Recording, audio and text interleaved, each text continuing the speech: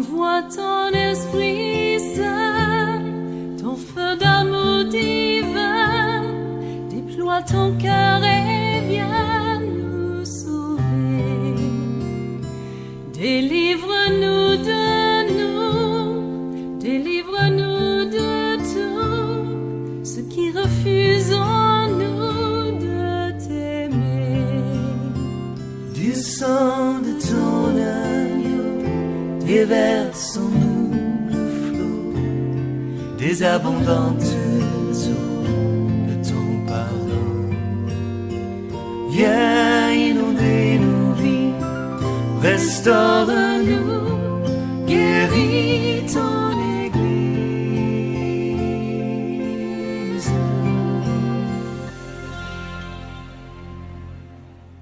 Jésus-Christ dira que les portes des séjours des morts ne pourront prévaloir contre son Église. Alléluia. Pourquoi il parle des portes des séjours des morts? Il parle des portes des séjours des morts car il présente, n'est-ce pas, l'opposition, ce qui est opposé à son plan, ce qui est opposé à son œuvre. Alors sur terre, lorsque nous vivons et que Dieu veut réaliser son plan, il y a Satan qui manifeste sa puissance à travers les portes des séjours des morts contre son Église. Jésus dit, les portes des séjours des morts sur cette terre ne peuvent prévaloir contre son Église. Or, l'Église est au sein d'une nation. Alors, les portes des séjours des morts ne peuvent prévaloir sur l'Église de Dieu au sein d'une nation.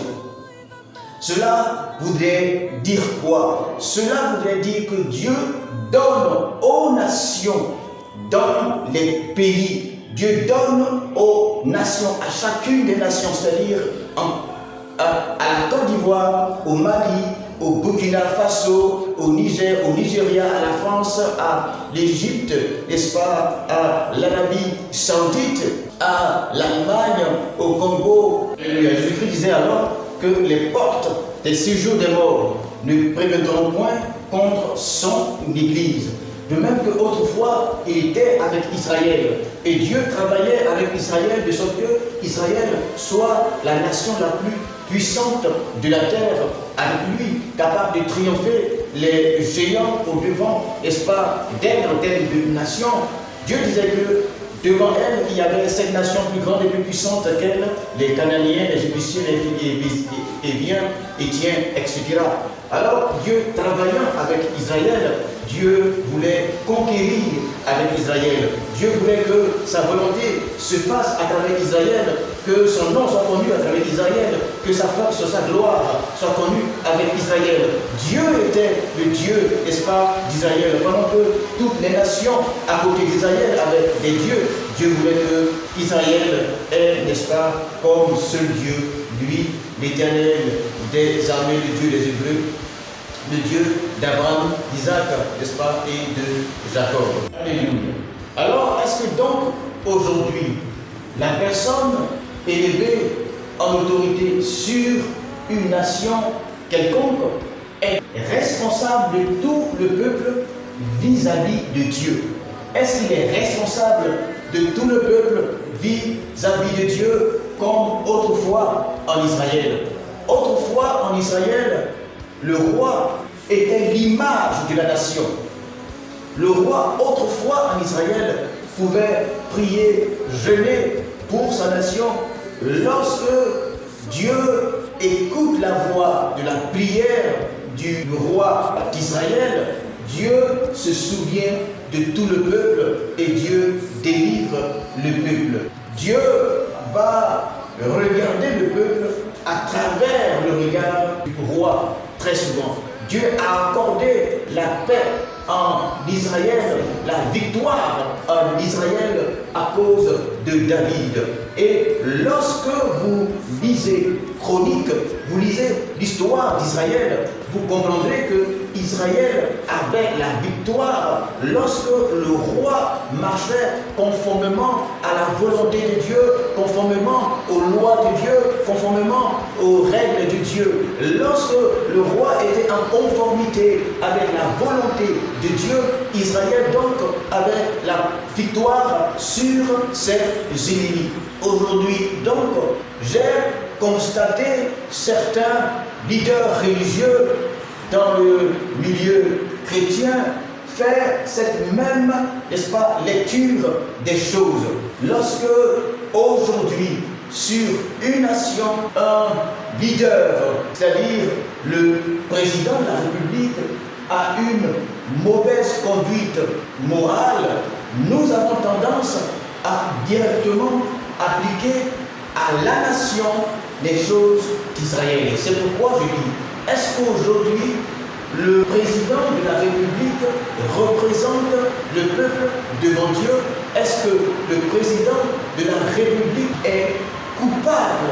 Est-ce que aujourd'hui, dans la nouvelle alliance, sinon je dirais aujourd'hui sous la nouvelle alliance, est-ce que le péché du roi, le roi, n'est-ce pas, n'est pas lié à l'Église?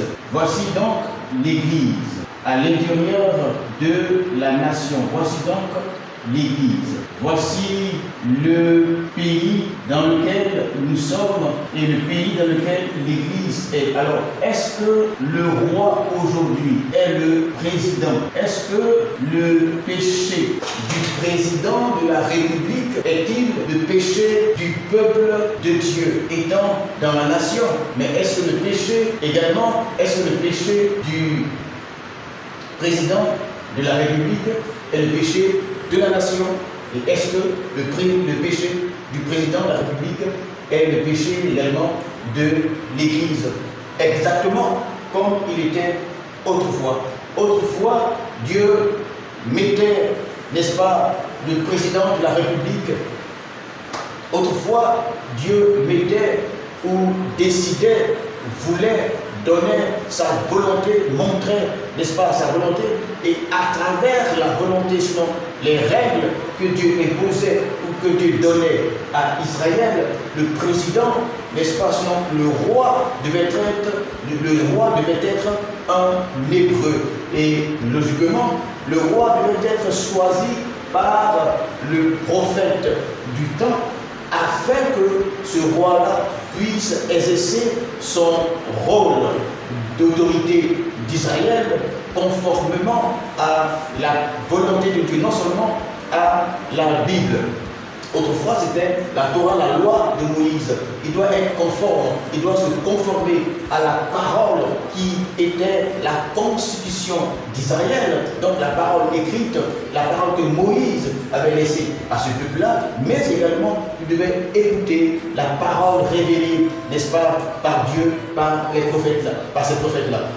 C'est exactement la même chose qu'aujourd'hui les pasteurs devraient faire. Mais au-delà des pasteurs, je dirais qu'aujourd'hui, c'est ce que les chrétiens devraient faire, mais surtout au-delà de ces chrétiens-là, les pasteurs dans l'Église. Les pasteurs devraient s'appuyer sur la constitution qui régit, n'est-ce pas, l'Église, qui est la parole de Dieu, la Bible, mais également, les pasteurs devraient également chercher la volonté de Dieu, chercher à écouter Dieu, de sorte qu'ils puissent diriger leur communauté, leur Église dans la voie du Seigneur, et nous voulons croire que c'est ce que les pasteurs font. Mais bien malheureusement, nous rencontrons tellement et voyons tellement de problèmes, divergences, d'opposition dans cette théocratie que vivent les différentes communautés chrétiennes à travers leurs leaders. Il y a tellement de problèmes. Alors, est-ce qu'aujourd'hui, le président de la République est-il le responsable? Représente-t-il, n'est-ce pas, le peuple de Dieu devant le Seigneur comme c'était autrefois en Israël? Pourquoi je pose cette question? Je pose cette question parce que notre pays a connu des difficultés, notre pays a connu des crises. Et qu'est-ce que nous n'avons pas entendu? Nous avons entendu beaucoup de choses.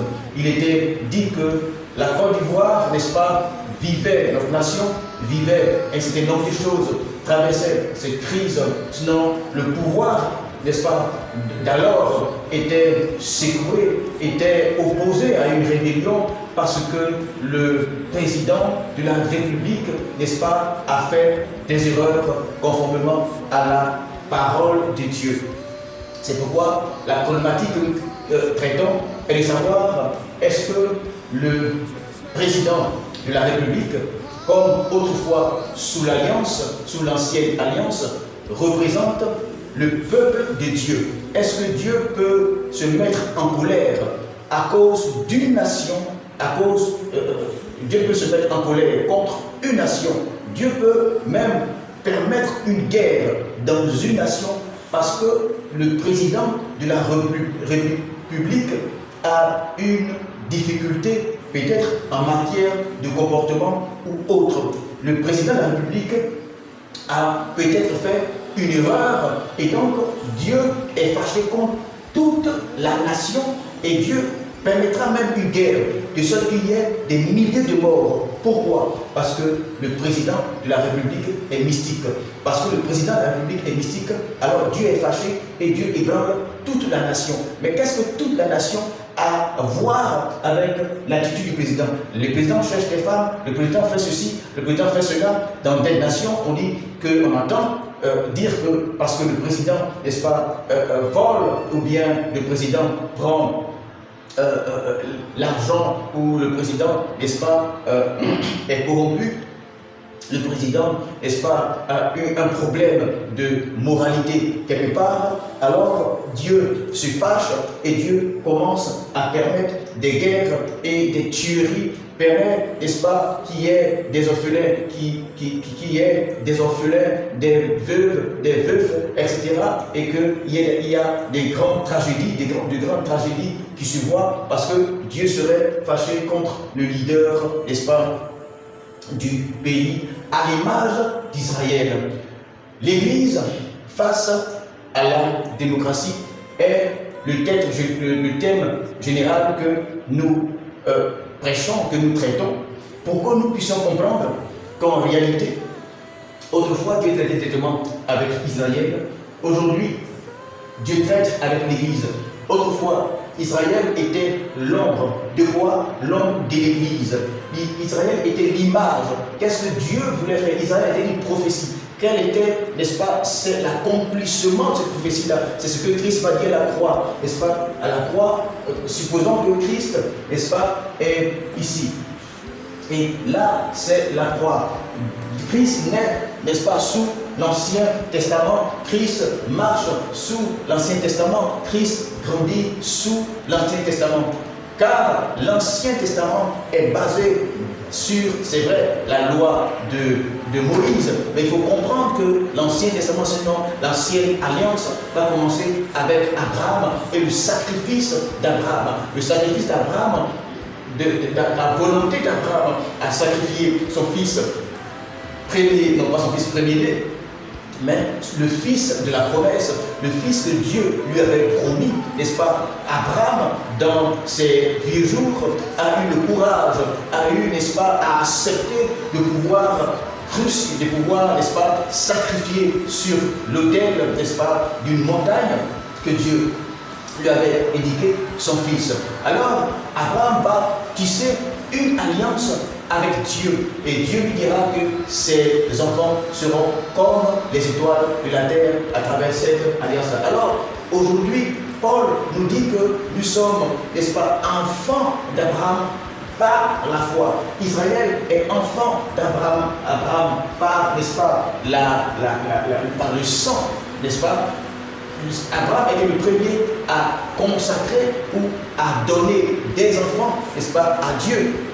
Mais aujourd'hui, nous aussi, nous sommes des enfants de Dieu, non pas directement par Abraham, mais en acceptant le sacrifice que Christ va consentir pour quiconque croit en lui. C'est pourquoi dans la vie chrétienne, aucun parent, aucune maman, aucun chef d'État, aucun chef de village ou chef de famille ne peut décréter, comme Constantin l'a fait sous l'Empire romain, que sa famille, n'est-ce pas, ou son État, son royaume est chrétienne. La décision d'appartenir, n'est-ce pas, à la famille de Dieu révèle seulement. Cette décision implique, révèle seulement la décision de chaque individu à croire au sacrifice que Dieu donne à l'humanité afin que chaque individu soit sauvé par la croix de Jésus-Christ de Nazareth. Alors, lorsque nous sommes, n'est-ce pas, nous croyons en Jésus-Christ, nous vivions autrefois dans les penchants de nos cœurs, les penchants de nos vies, nous vivions autrefois selon nos propres convoitises, selon nos propres désirs, selon nos propres visions, nos propres convictions. Et lorsque nous décidons personnellement de ne plus marcher selon nos propres voies, de ne plus marcher selon nos propres moyens, de ne plus marcher selon notre propre intelligence, de ne plus marcher dans les empreintes de nos parents, dans la tradition de nos parents, selon le train de ce monde, mais d'accepter le sacrifice de Jésus-Christ comme le nôtre. Jésus-Christ est l'agneau de Dieu. Voici comment Jean-Baptiste, le précurseur du ministère de Jésus-Christ, l'a présenté à l'humanité. Il dit, celui-là, voici l'agneau de Dieu qui ôte le péché du monde. Autrefois, les hommes faisaient des sacrifices, mais Dieu lui-même va donner un sacrifice qui sera sans péché, sans tache, sans, n'est-ce pas, défaut, afin que quiconque croit à ce sacrifice à Golgotha, le sacrifice est au-dessus de tout sacrifice que les hommes pourront faire. C'est vrai qu'aujourd'hui, les musulmans continuent de faire des sacrifices pour leurs péchés, mais la Bible nous dit que Dieu, notre Père, a fait notre sacrifice. Pourquoi? Parce que nous avons péché autrefois, parce que nos parents ont fait des sacrifices pour nous, ils ont sacrifié des animaux, des bœufs, des moutons, etc. Et ces sacrifices-là parlent pour nous ou bien contre nous aujourd'hui. C'était hors la volonté de Dieu, sans Dieu, que ces sacrifices, n'est-ce pas, ont été faits. Or, il est dit, il n'y a point de pardon de péché sans effusion de sang. Alléluia. Alors, Dieu va nous donner un agneau parfait, un sang parfait à travers celui de son Fils, Jésus-Christ Nazareth. Jésus s'est fait homme, n'est-ce pas? Homme, l'être humain est l'être le plus noble, le plus sublime de tous les êtres Dieu aura créés sur terre. Alors, ce sacrifice humain sans tâche, ce sacrifice humain sans péché parlera pour quiconque l'accepte, car la Bible déclare il n'y a point de pardon de péché sans effusion de sang. C'est pourquoi nous faisons les sacrifices, nos parents font les sacrifices. Le sacrifice n'est pas un principe que la Bible, n'est-ce pas, va montrer à l'humanité. Les sacrifices, comme le mariage, tous les peuples au monde, tous les villages au monde font un sacrifice. Pourquoi les féticheurs font un sacrifice? Pourquoi, n'est-ce pas, les entités, les génies ou autres demandent des sacrifices? Les sacrifices sont une action spirituelle. Dieu reconnaît les sacrifices parce que les sacrifices sont une action spirituelle. Aujourd'hui, nous ne parlons pas de sacrifice, mais Jésus-Christ est le sacrifice de Dieu afin que quiconque croit en lui, ce sacrifice fait en Golgotha, n'est-ce pas, parle en sa faveur, quel que soit là où il est, car le sacrifice est un langage spirituel et les langages spirituels ne sont pas limités par, n'est-ce pas, des limites physiques. Alors, quiconque croit en ce sacrifice de Dieu, de l'agneau de Dieu, fait partie, qu'il soit dans le monde, dans son pays, il fait désormais partie de l'Église de Dieu. Alléluia. Et Jésus a pu dire, cherchez premièrement le royaume de Dieu et sa justice. Cherchez premièrement le royaume de sa justice. Car le langage de Christ, le message de Christ. Il s'agit de son royaume. Au-delà de l'Église, il s'agit de son royaume. Aujourd'hui, nous ne parlons pas de la différence entre l'Église et le royaume de Dieu, mais nous parlerons de cela. Il faut savoir que l'Église est née au premier. Du sang de